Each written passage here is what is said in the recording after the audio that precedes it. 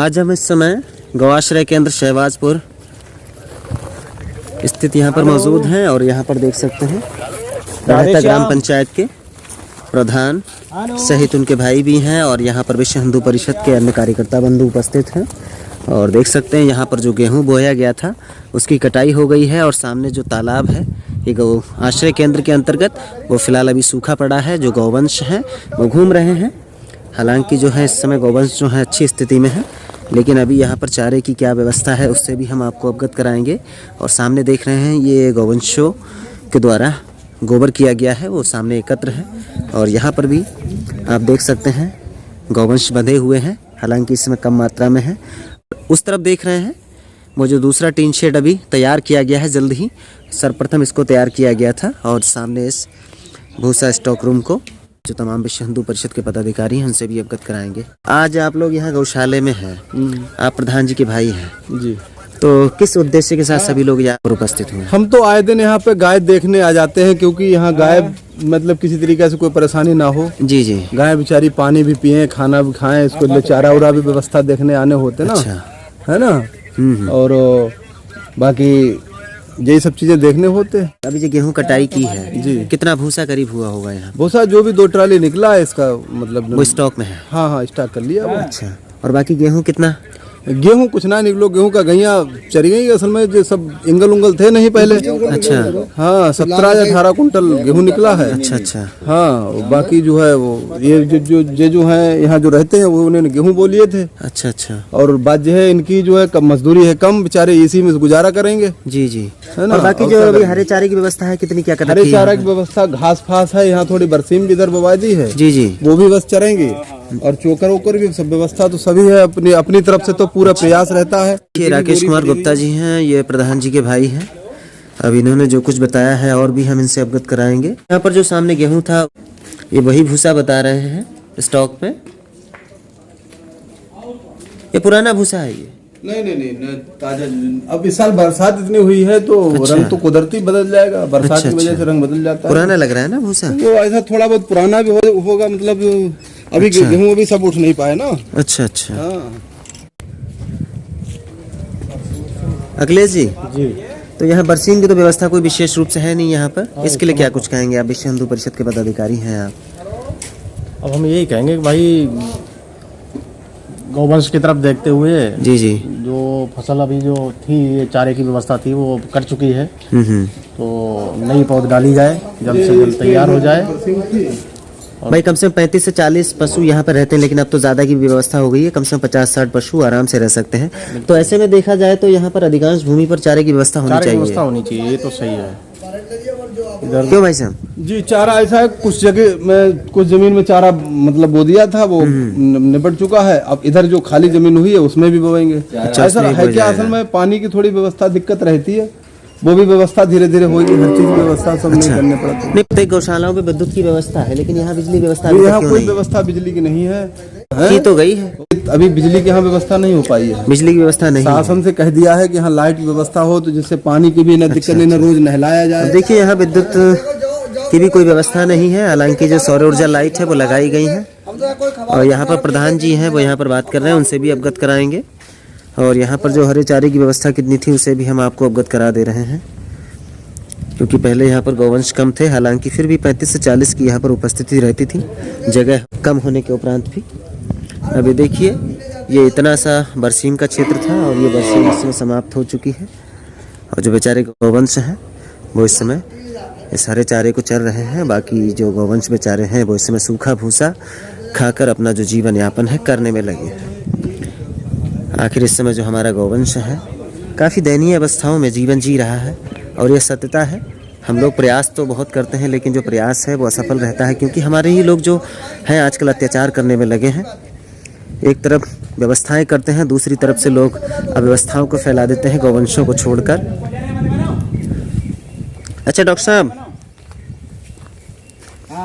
क्या कुछ कहेंगे? आज गौशाला पर मौजूद हैं आप सभी, यहाँ पर प्रधान जी साथ में हैं। और हमारे का पहुंच जाता बता भाई तालाब जो है सूखा पड़ा है, उसमें अगर यहाँ पर विद्युत व्यवस्था होती तो उसमें पानी भरा जाता, गौवंश जो है उसमें नहा भी सकते थे खुले में, उनको आज़ादी मिलती थोड़ा और पानी भी पीते आराम से। हाँ, जलाशय तो होना ही चाहिए। जलाशय होना चाहिए। अब भाई इतना काफी एरिया में यहाँ पर गौआश्रय केंद्र बना है तो समस्त व्यवस्थाएं होनी चाहिए ना। सरकार इतना पैसा खर्च करती है, उसके बावजूद भी जो जिम्मेदार अधिकारी वर्ग हम समय पूर्व ध्यान नहीं देते हैं। बिल्कुल सही। अभी क्यों तो प्रधान पैसा जी? जी देख रहे हो अपना ये कितने एरिया में गौआश्रय केंद्र है?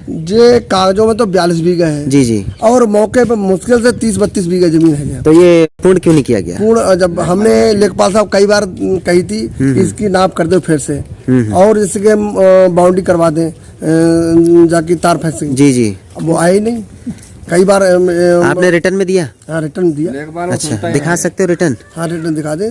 ठीक है भाई। ऐसे में अगर मान लो जितना एरिया है उतने में गौआश्रय केंद्र पे बाउंड्री हो जाए बढ़िया करके, तार फेसिंग तो आपने कराई दी है। हाँ। लेकिन ये चारों तरफ अभी नहीं कराई होगी ना तार फेसिंग? ना चारों तरफ करा दी। चारों तरफ करा दी, लेकिन कुछ एरिया तो छूट गया है। अब क्या करें, वो जो है जितने भी उतने कराने पड़े। कितना एरिया कम है अभी? एरिया 8-10 बीघा कम। 8-10 बीघा कम है। जो सुरक्षा खाई खुदवाई थी वो सुरक्षा खाई भी उन्होंने पाट दी लोगों ने। अच्छा, पाट वाले अच्छा। लोगों ने, हाँ। जो सुरक्षा खाई मतलब चारों ओर खोदी थी जी जी। खंती, वो खंती भी पाट दी। अच्छा, और बाकी विद्युत व्यवस्था के लिए क्या कुछ कहेंगे? विद्युत व्यवस्था नहीं है यहाँ पर? बिजली व्यवस्था ही नहीं यहाँ पे। अच्छा, तो इसके लिए भी प्रयास करना चाहिए, पर है क्यों नहीं भाई? सभी गौआश्रय केंद्र के लिए प्रयास का इन गाँव को जो खिलाते हैं जी जी। इनका भी पैसा अभी तक मतलब नहीं मिला। जी जी। मात्र 1,52,000 रुपए आया। अच्छा। और 9-10 महीने से हम लोग खिला रहे हैं। अच्छा, अभी तक कुल कितना खर्च हो गया गौवंशों के हित में अभी तक, समस्त खर्चा को लगा लेकर, खाने पीने को लेकर ही? खाने पीने लेकर आपका ये समझो कि 1,52,000 करीब 4-5 महीने का आया है। अच्छा। और बाकी 4-5 महीने बाकी है। अच्छा, आपकी भूसा यहाँ पर करीब कितना हुआ इसमें? ये गेहूं 2 कटने? ट्राली भूसा सर निकला। 2 ट्रॉली भूसा मतलब हुआ। 14-15 कुंटल भूसा निकला था। अच्छा, 14-15 क्विंटल। हाँ।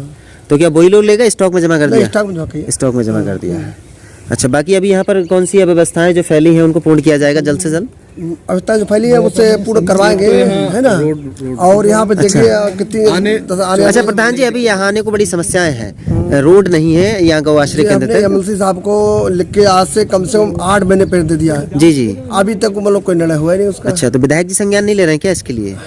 कहते हैं भाई अपने क्षेत्रीय विधायक है विवेक कुमार वर्मा जी हैं, इस समय युवा हैं भाई। उनके पिताजी पहले लगातार दूसरी बार यहाँ पर विधायक रह चुके हैं, 2 बार, आज तीसरी बार उनके बेटे हैं विवेक कुमार जी, और जनता के साथ जुड़ के भी काम कर रहे हैं। तो उनके समक्ष रखिए विषय, ताकि इस गौआश्रय केंद्र के लिए एक अच्छी सड़क हो जाए जिससे आने जाने में दिक्कत ना हो। अब क्या करें, उनसे भी भाई रिटर्न में दीजिए ना, हम चलेंगे साथ में। ठीक दे देंगे भाई है नहीं? सबसे पहली चीज तो ये है हमारे प्रधान जी की कोई भी जी जी। सुनता ही नहीं। सुनता क्यों नहीं भाई? हम लोग साथ खड़े होंगे, सुनेंगे क्यों नहीं? क्यों पंडित जी? अगर प्रधान जी कुछ कहते हैं कोई सुनने को तैयार नहीं होता। अच्छा, सबसे पहली चीज तो क्यों ये- प्रधान जी? कोई सुनता नहीं क्या अधिकारी? तो हम तो कहते हैं मर बजाय। अरे हम लोगों को साथ लीजिए भाई, जनता है आपके साथ खड़ी है भाई। सभी ने आपको चुनाव में जब जिताया है, तो ये छोटे सा कार्य के लिए साथ नहीं खड़े होंगे क्या छोटे लोग? का हमारे गांव में आप देखिए कितना काम करा चुके हैं हमारे जी, यहाँ जी। के। कहीं पेमेंट नहीं हो रहा है, कहीं काम नहीं मतलब जो लग रहा है उस पे पेमेंट समय से नहीं मिल पाता है, इस कारण से जो अव्यवस्थाएं हैं हाँ, जी। वो रहती हैं। जी जी। यही है भाई साहब, शासन बहुत भ्रष्ट है, का करो जाए, सुनते ना, बगैर पैसा कोई काम ना होती। हर जगह कमीशन चाहिए। अब देखिए ये प्रधान जी के भाई हैं, इनके द्वारा भी कहा जा रहा है क्योंकि अधिकांश जो है वो कमीशन खोरी चलती है, जिस कारण से जो विकास कार्य है वो अधर में लटका रहता है और सही तरीके से नहीं हो पाता है। लेखपाल के लिए 2-3 बार हमसे हमारे सामने प्रधान जी ने कहा, जी जी। लेकिन लेखपाल साहब ने कोई भी इनकी एक कान से सुनी, दूसरे से लेखपाल साहब कौन है यहाँ पर? सतीश राणा जी हैं। सतीश राणा है। हाँ। अब देखिए लेखपाल जो है यहाँ पर सतीश राणा है। हालांकि जो गौआश्रय केंद्र का जो भूमि क्षेत्र है वो मौके पर कम है, लेकिन 8 से 10 बीघा करीब यहाँ पर ये इससे बाहर हो चुका है। ऐसे में लेखपाल साहब को भी संज्ञान लेना है, और जो हमारे क्षेत्रीय एसडीएम साहब हैं उनको भी संज्ञान लेते हुए इस पर कार्रवाई करने की आवश्यकता है। और ये केयर टेकर है। अच्छा, शुभ नाम क्या है आपका? भूपराम। भूपराम जी। आपके अलावा भी यहाँ पर और कोई केयर टेकर है? हाँ जी। कौन है? रमन। रमन। अच्छा, वो प्रधान जी के भाई है वो तो? हाँ जी। अच्छा, कितना पैसा मिलता है दोनों लोगों को? 6,000 रुपये। 6,000 रुपये मिलता है। कितने गौवंश है कुल अभी यहाँ पर? मिलते नहीं है, 4-4 महीना हो जाते हैं। समय से नहीं मिल पाते हैं। अच्छा, यहाँ पर गौवंश कुल कितने हैं अभी? गौवंश गैया कितनी है अभी? देहाती में बोले? यहाँ 48। 48 कुल। 48 कुल गौवंश है। भूसा स्टॉक में कितना है अभी? भूसा तो थोड़ा ही है, बाकी खरीदा जाएगा। अच्छा, चोकर की कोई व्यवस्था है? चोकर चोकर सब है। चोकर है अभी? है मौके पे? हाँ, मौके पर है। मौके पे है भाई। दिखाना भी तो जरूरी है, नहीं तो कहेंगे चोकर दिखाया नहीं, ये पत्रकारों ने है नहीं गड़बड़ कर दिया। आ जाइए अखिलेश जी, चलते हैं। आ जाइए, केयर टेकर साहब के साथ ही चलेंगे। तो चलते हैं, जो चोकर स्टॉक है उसे भी हम आपको दिखाएंगे। 6,000 रुपये नौकरी दे रहा है, जाग में कोई फायदा नहीं है भाई। अच्छा, ये मनरेगा योजना के अंतर्गत इसका निर्माण कार्य हुआ है। ग्राम निधि एवं मनरेगा योजना के अंतर्गत ये दोनों के माध्यम से इसका निर्माण कार्य हुआ है। 9-6 को है, छठे में चालू है। अब ऊपर भी हम दिखा दे रहे हैं गौवंश आश्रय केंद्र ग्राम शहबाजपुर, ग्राम पंचायत रड़हता, विकासखंड बीसलपुर, जिला पीलीभीत। अब ये इनका चोकर केंद्र है, इसके भीतर चोकर रखा होगा और ये इनका भूसा स्टॉक है। इसे हम पहले भी दिखा चुके हैं। एक बोरी चोकर की इधर पड़ी हुई है। ये चारा मशीन है सामने। हालांकि मोटर की व्यवस्था है, लेकिन विद्युत ना होने के कारण से जो मोटर है वो चल नहीं पाती है।